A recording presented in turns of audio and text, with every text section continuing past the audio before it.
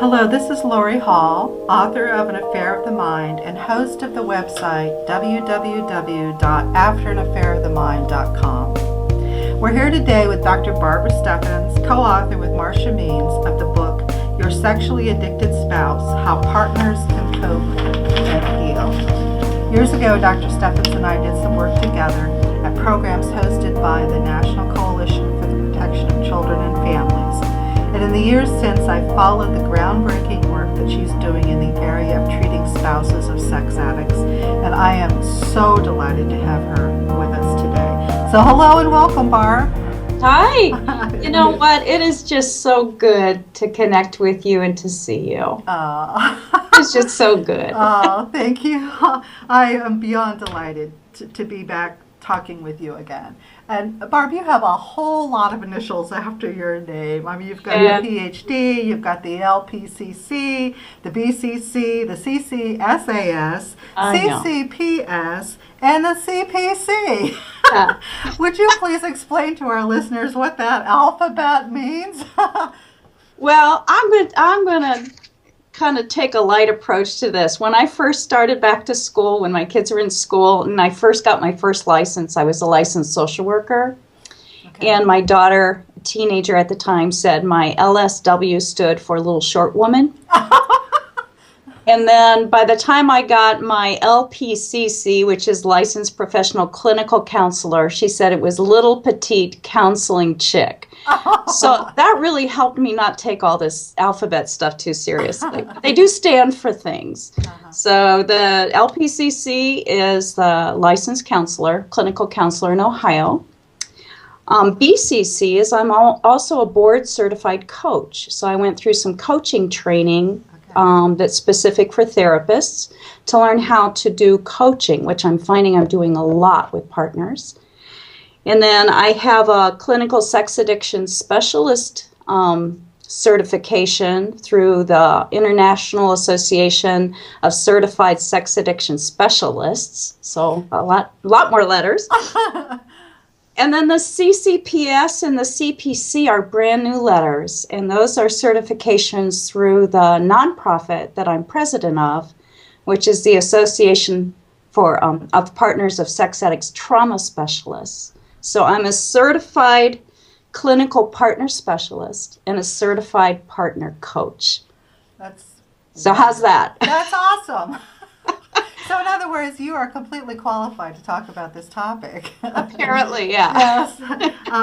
What's great about you, Barbara, is not only do your credentials show that you have an understanding from a professional and academic point of view on this topic, but you also have a personal story that helps you to be able to connect deeply with those who come to you for help. Would you share a little bit of that with us, please?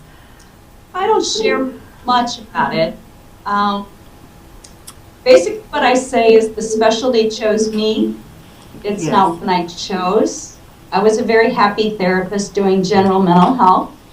And then through a crisis in my own marriage, found myself trying to find resources to explain what was happening to me. And there wasn't very much. In fact, your book was probably one of the few that I picked up that gave me any kind of connection with what I was experiencing at the time. So through the years in my own quest for helping myself, I had just started to have to develop resources. I remember the first time I did anything to help partners of sex addicts, I was speaking to a friend of mine named Jean, who ran men's groups. And I said, so Jean, where's the group for women like me? And he said, well, Barb, when are you going to start it? Mm-hmm. So my story led into what, as a person of faith, I believe is God's story in my life of taking this and then using it in my life to help bring some help and comfort to other people and hope. So it's his journey. Thank you, Barb. I truly understand what you're saying, and that's why your work is so valuable, because when I wrote An Affair of the Mind, you're right, there really wasn't anything out there to help the spouses. So let's talk a little bit about the therapeutic experience of spouses of sex addicts. Because when I went for professional help, I was told I was codependent because my husband was an addict. I was also told I was a co-addict, because my husband was an addict. And that just devastated me because I didn't have an addiction, and I couldn't understand why I was being labeled a co-addict just because I loved somebody who did have an addiction. And every place I turned for help wanted to treat me coming from an addiction model. And I can remember one well-known sex addiction therapist telling me that I married my husband because there was something wrong with me. And that if there hadn't been something wrong with me, that I never would have picked him in the first place. And I think the phrase that this therapist used was, I was looking for my husband like a heat-seeking missile.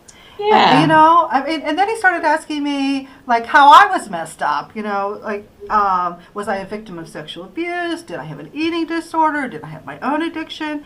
And just other questions. It really felt like this personal attack of me. And he came at me assuming all that was true. And when I said, no, none of that was true, he acted like he didn't believe me because that was the model that spouses were treated from. And I've got to say that I can't even put into words how deeply wounding that approach was for me. It made me feel like I had to scramble to protect my own understanding of who I was, and I went deeply into all kinds of confusion at that point. And many of the people who read my book, An Affair of the Mind, contacted me and told me similar stories because they were just devastated by being labeled as a codependent or a co-addict. And so, could you please explain to our listeners why up until now spouses of sex addicts have been treated from an addiction model? I wish I could explain it because I had the same responses when I was, again, on a search looking for things to help me. And I think because we were the people who really started talking about sex addiction were coming from an addiction model, and so they placed a lot of the addiction model tenets on treatment of the sex addict. But then they added this piece, or they expanded on this piece of a codependent or someone who would be enabling someone who's acting out in their addictive behaviors. And we call those codependents a lot of times. So it's just a label we put on someone who is enabling, participating in the addiction by covering up, making lies, things like that. But the problem with the model for sex addiction and the partner is most partners have no idea that this is going on. The person with the addiction is doing a phenomenal job of compartmentalizing and keeping it a secret life. And so to be told that somehow they're enabling something they knew nothing about is crazy making for a partner.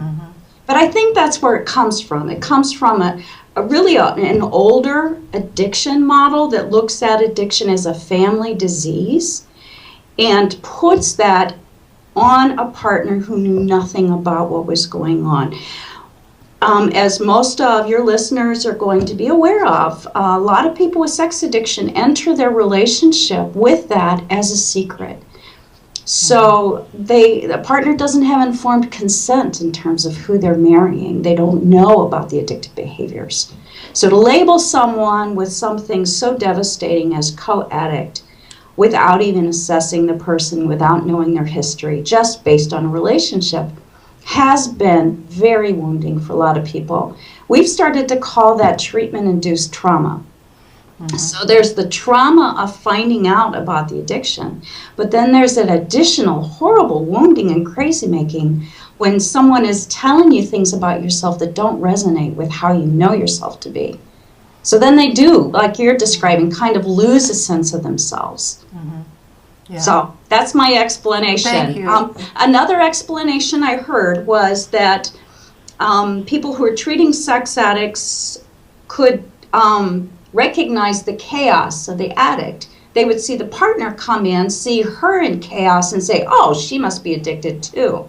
Because they misunderstood the reason for the chaotic behavior, the emotional ups and downs, the just the compulsive behaviors that a lot of partners engage in early on. They misinterpreted that as addiction rather than trauma. Thanks, Barb. And this is where your book, Your Sexually Addicted Spouse, How Partners Can Cope and Heal, which you co-authored with Marcia Means, really is a groundbreaking book written to change the way spouses of sex addicts are viewed and treated. And would you please tell us a little bit about how your book came about and why you co-authored it with Marcia? Sure. The book came about out of the research I did. One of the benefits of going for a doctorate is you get to do research in a dissertation. So my research was on partners. And I had come to believe clinically in my work that the symptoms I was seeing in the women I was working with were trauma related. So I wanted to do the first really quantitative study on partners, really looking at what are the mental health issues that they face. So I measured for trauma and was absolutely floored to find that 70% met the criteria for post-traumatic stress disorder in response to finding out about the sex addiction. Absolutely floored me. So that dissertation was out there, and then I also had a journal article published that summarized my findings. And someone I had met through the years, Marcia Means, had come upon my research and had followed it, and it really resonated with what she was doing and she was finding.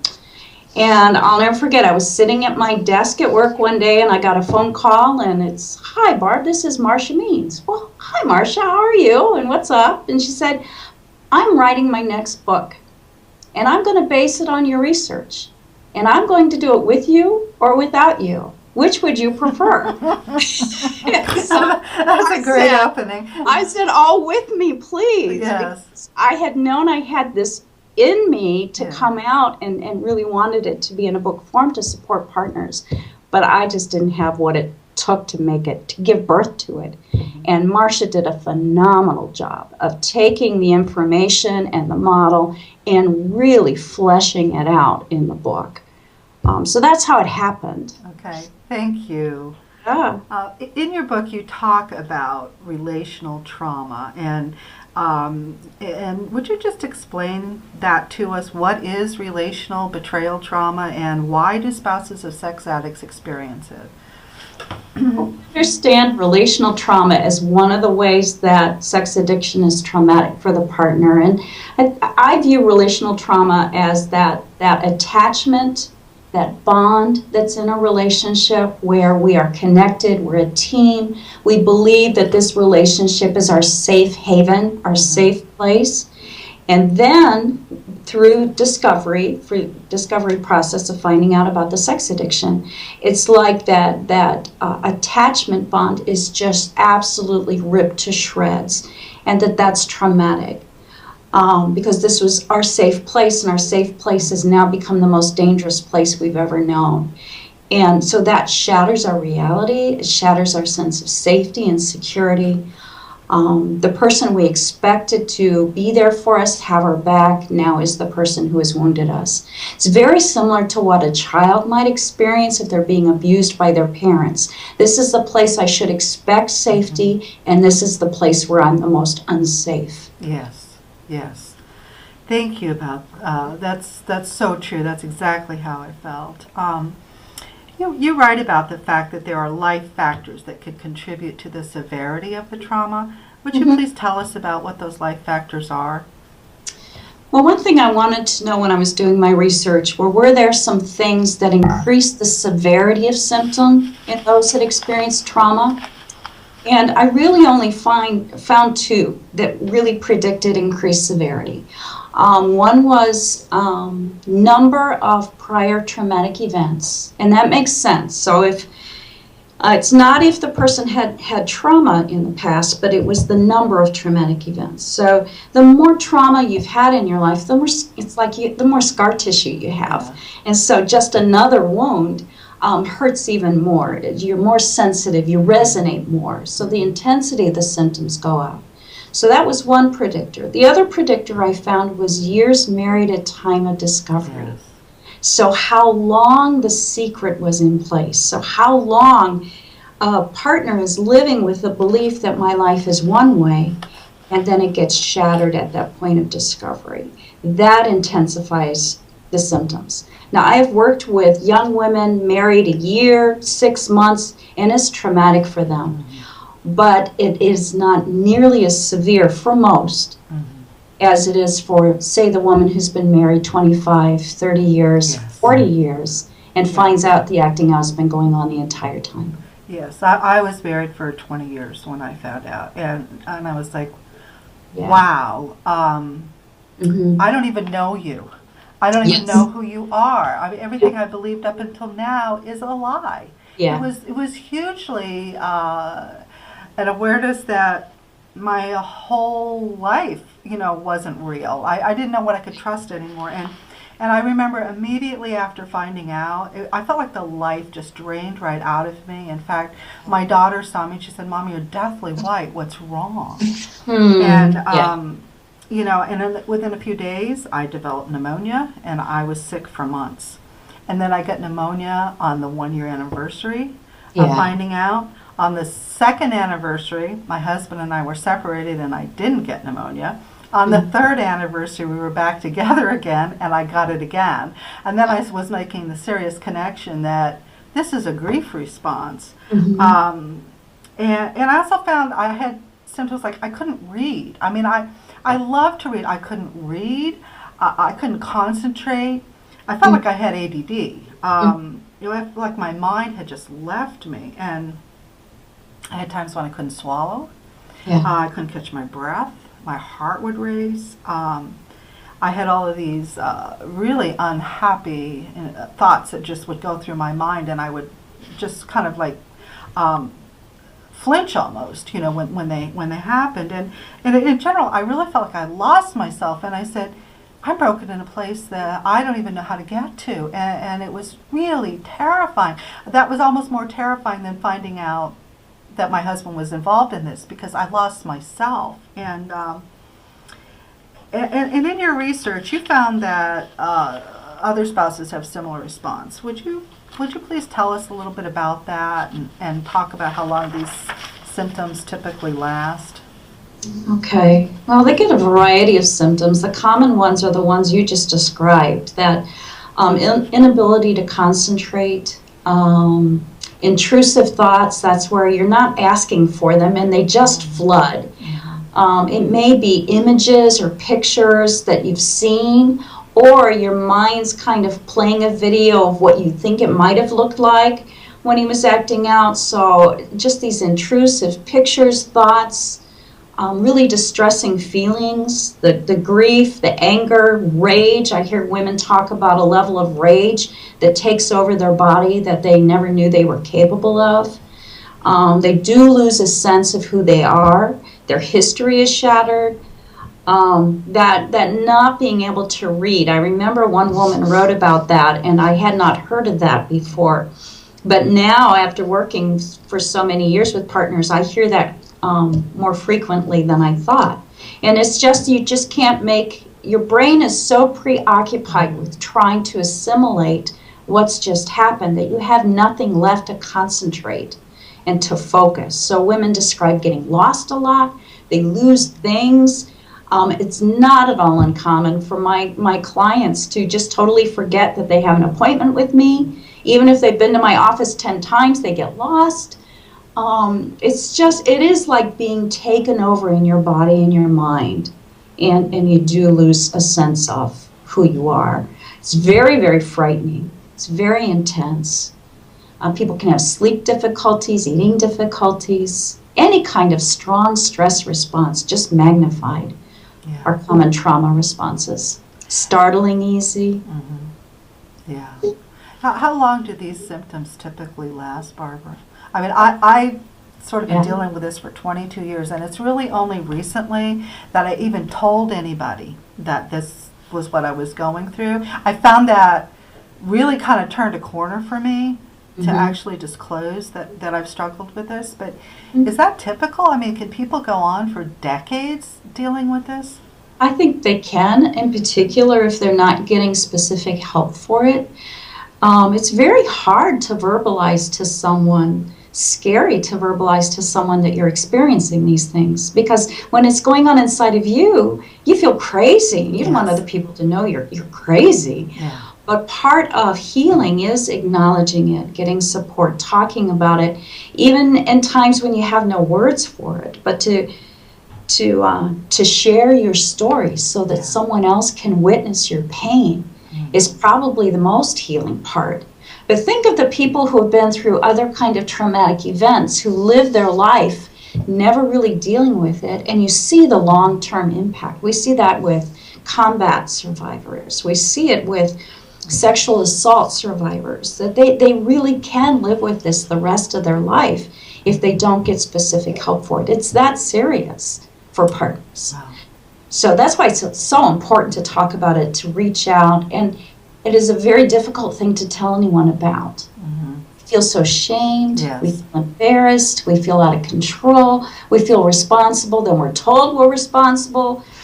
So very, very hard to reach out and get help for partners. Barbara, this has been really incredibly illuminating, and I'm wondering, would you be willing to come back tomorrow and continue this discussion? Absolutely. Thank you. This is Laurie Hall, author of An Affair of the Mind and host of the website www.afteranaffairofthemind.com, signing off for today and looking forward to future conversation with Barb.